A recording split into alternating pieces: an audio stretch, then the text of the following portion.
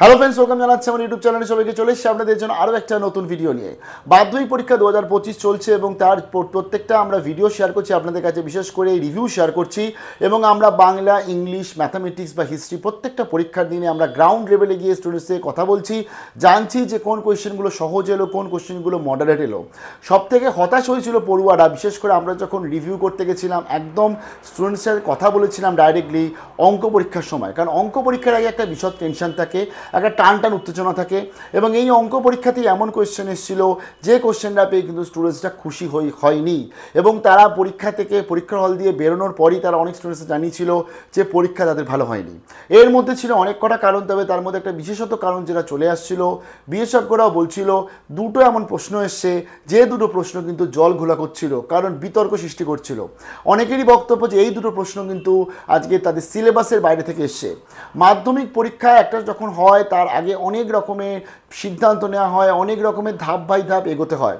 বোর্ডও নিশ্চয়ই প্রত্যেকটা পরীক্ষার ক্ষেত্রেও একদম ধাপ বাই ধাপ এগোয়, কারণ জানে এটা প্রথম বড় পরীক্ষা, স্টুডেন্টসরা টেনশনও থাকে এবং তার সাথে থাকে প্রিপারেশান। তবে এরকম একটা পরীক্ষার সময়, অন্তত মাধ্যমিকের মতন এত গুরুত্বপূর্ণ পরীক্ষায় এরকম দুটো প্রশ্ন আসা একদম অবাঞ্ছনীয় ছিল। আমরা স্টুডেন্টসের ডাইরেক্ট কথা বলেছি ছাত্রছাত্রীদের সাথে, এবং তারা জানিয়েছিল বিশেষ করে মাধ্যমিক পরীক্ষার অঙ্ক পরীক্ষার সময় যে এমন প্রশ্ন এসেছে যে প্রশ্ন তারা বুঝতে পারেনি। তাহলে এই যে দুটো প্রশ্ন এলো, যে দুটো প্রশ্ন এত বিতর্ক সৃষ্টি করছিল, এই দুটো প্রশ্ন সমস্যার সমাধান কি? বোর্ডের তরফে হয়েছে বৈঠক, যেখানে ছিল পরীক্ষক, যেখানে ছিল প্রধান শিক্ষকরা এবং তার সাথে বিশেষজ্ঞরা ছিল। এবং এই বৈঠকে সিদ্ধান্ত নেওয়া হয়েছে এই বিশেষ করে দুটো প্রশ্ন নিয়ে।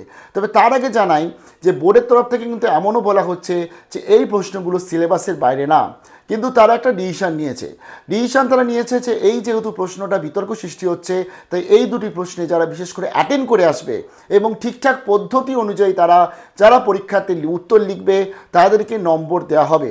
এখানে থেকে যে দুটো প্রশ্ন, এক নম্বর প্রশ্ন, যে সমস্ত স্টুডেন্টসরা আজকের এগুলোকে বিশেষ করে সিলেবাসের বাইরে কোয়েশ্চেন ভেবে এবং আনকমন কোয়েশ্চেন ভেবে, একদম না জানা কোয়েশ্চেন ভেবে অ্যাটেন্ড করে আসেনি, তার দ্বারা কোনো নাম্বার পাবে না বোর্ডের সিদ্ধান্ত অনুযায়ী।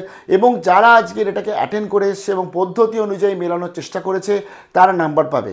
অনেক স্টুডেন্টসের কিন্তু এর পদ্ধতিটা জানা ছিল, তারা চেষ্টা করলে অন্তত কিছুটা দূর এগোতে পারত, অন্যান্য যারা অলরেডি করেছে যেরকম, কিন্তু তারা বাধ্য হয়ে করেনি, কারণ তারা ছেড়ে দিয়েছে, কারণ তারা জানে যে এই উত্তরটা থেকে কোনো সমাধান আসবে না। কারণ এটা অঙ্ক, এটা আমি ইতিহাস বা বাংলা বা এমন কিছু লিখছি না যেটা নিজের মন থেকে একটু বানিয়েও লেখা যেতে পারে, কারণ অঙ্ক পরীক্ষাতে আলটিমেটলি বানিয়ে লেখা যায় না।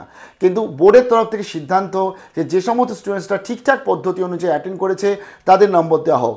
আমার মনে হয় এই সিদ্ধান্তকে আমরা স্বাগত জানি অবভিয়াসলি, কারণ একটা বিতর্ক সৃষ্টি হচ্ছিল, বিতর্কটা কিন্তু পরীক্ষার মধ্যেই শেষ করে দেওয়া হয়েছে, অর্থাৎ অন্যান্য পরীক্ষাগুলো শুরু হওয়ার আগেই শেষ করে দিয়েছে, এটা খুব ভালো। তাই এবং স্টুডেন্টসরা যারা বিশেষ করে এটা অ্যাটেন্ড করে এসেছিলো তারা জানে যে তারা কিন্তু তার নাম্বারটা পাবে, এবং বোর্ড সেই অনুযায়ী কিন্তু অলরেডি পাঠিয়েও দিচ্ছে বিভিন্ন জায়গাতে। এবং বোর্ডের যে আনসার কপি থাকে, যেটা মিলিয়ে আনসার দেখতে হয়, যারা বিশেষ করে খাতা দেখবে, সেখানেও কিন্তু এই পদ্ধতিটাই মেনশন করে দেওয়া হচ্ছে। প্রশ্ন একটাই থেকে গেল যে সমস্ত স্টুডেন্টসরা এই পদ্ধতিটা জানতো, অন্তত আংশিক জানতো, কিন্তু অ্যাটেন্ড করেনি, সেই সমস্ত স্টুডেন্টসের কী হবে? তাদের কিন্তু নাম্বারটা দিচ্ছে না বোর্ড, এবং বোর্ডের সিদ্ধান্ত অনুযায়ী এটা সিলেবাসের ভেতরেই রয়েছে কোয়েশ্চেন।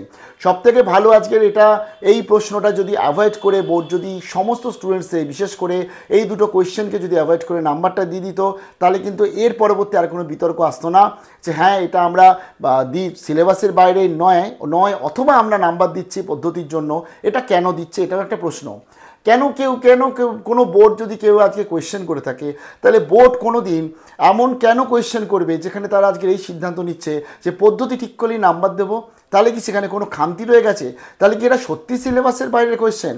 তাহলে আজকে এটা নিজেদের আজকে যে প্রবলেমের মধ্যে তারা ফেসেছে বা যে প্রবলেমের মধ্যে তারা পড়েছে, সেটাকে ওভারকাম করার জন্যই মনে হয় আজকে সান্ত্বনা পুরস্কার হিসাবে দেওয়া হচ্ছে, পদ্ধতি মেনে চললে নাম্বার পাবে। আর যে সমস্ত স্টুডেন্টসরা আজকে এটা সত্যি জানতো না, বাট পদ্ধতি জানতো, বাট জানে অঙ্ক বানিয়ে লিখলে হয় না, তারা কিন্তু নাম্বার পেল না। মনে হচ্ছে কিছুটা জায়গায় আংশিকভাবে অন্তত যে সমস্ত স্টুডেন্টসরা এটা অ্যাটেন্ড করতে পারিনি তাদের দিকটা খারাপ লাগছে। বাট আশা করবো যে তোমরা অন্যান্য যে কোয়েশ্চেনগুলো ছিল সেগুলো ভালো দিয়েছো। কোন দুটো প্রশ্ন একটু তোমাদের বলে দিই। প্রথমত উত্তরবঙ্গ এলাকার যে সমস্ত স্টুডেন্টসরা ছিল তাদের যে প্রশ্নপত্র, সেখানকার 3 নম্বর প্রশ্নে প্রশ্নপত্র 3 নম্বর প্রশ্নে 6 নম্বর উপবিভাগ তার প্রশ্নটা একটা, অথবা বর্ধমান এলাকায় যারা প্রশ্নপত্র পেয়েছে তাদের 3 নম্বরে 4 নম্বর, কলকাতা এলাকায় যারা প্রশ্নপত্র পেয়েছে তাদের 3 নম্বরের 1 নম্বরের উপবিভাগ, এই প্রশ্নটা কিন্তু আজকে অ্যাটেন্ড করলেই নাম্বার দেওয়া হবে।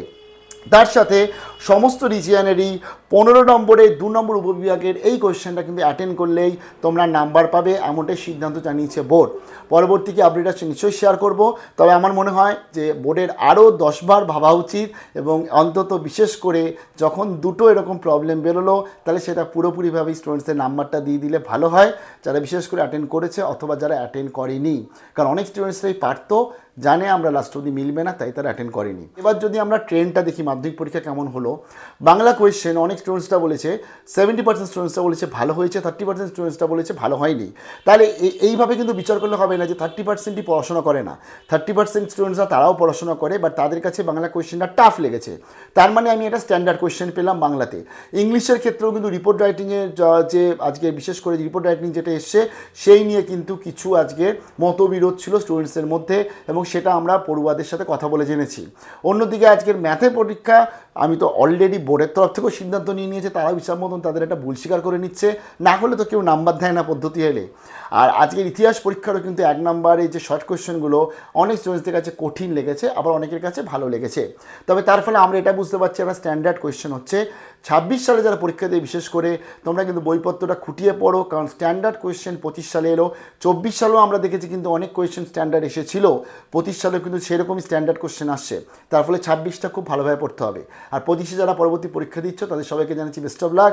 আগামীকাল জিওগ্রাফি পরীক্ষা, কেমন হলো পরীক্ষা একদম গ্রাউন্ড রিয়েলিটি তোমাদের কাছে নিয়ে আসবো, তার জন্য সঙ্গে থাকতে হবে। ভালো থাকবে, বেস্ট অফ লাক।